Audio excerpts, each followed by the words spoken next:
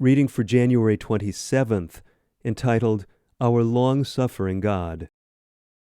The Lord passed by before him and proclaimed, the Lord God, merciful and gracious, long-suffering and abundant in goodness and truth, keeping mercy for thousands, forgiving iniquity and transgression and sin. Exodus chapter 34, verses 6 and 7. How grateful we should be that the Lord is slow to anger.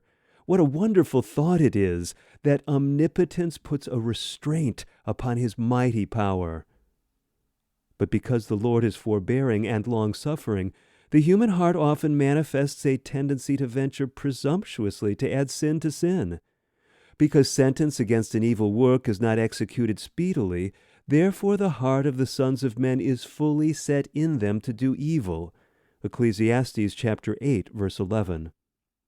Instead of God's patience hardening the sinner to continual transgression, it should lead him to determine to seek God's forgiveness, in order that the figures standing against his account in the heavenly record may be canceled. Satan is the originator of evil. He swerved from his allegiance to God. Those who persisted in sympathizing with him in his disaffection were, with him, shut out of heaven. Implacable hatred against God fills Satan's mind. Persistently, he has used his influence to efface from the human family God's image, and in its place to stamp his own satanic image. His effort to deceive our first parents was successful.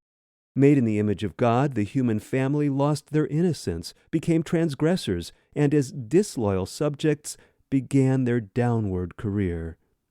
Satan gained control of man's power of action. Through the senses, he influenced the mind. Thus it has been from the beginning of the world.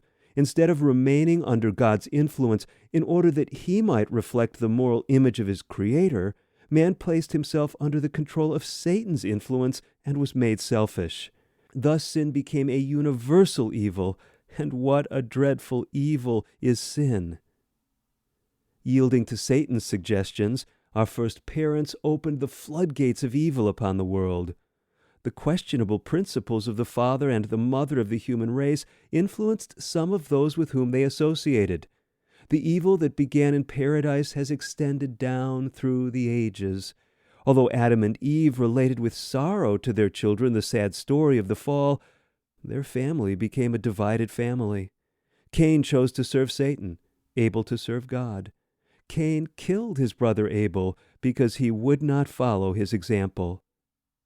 That the world might not be destroyed because of its moral pollution, God undertook his great work of salvation, sending his Son to this earth to redeem mankind. Taken from Manuscript 55, dated January 27th, 1902, entitled The Long-Sufferance of God.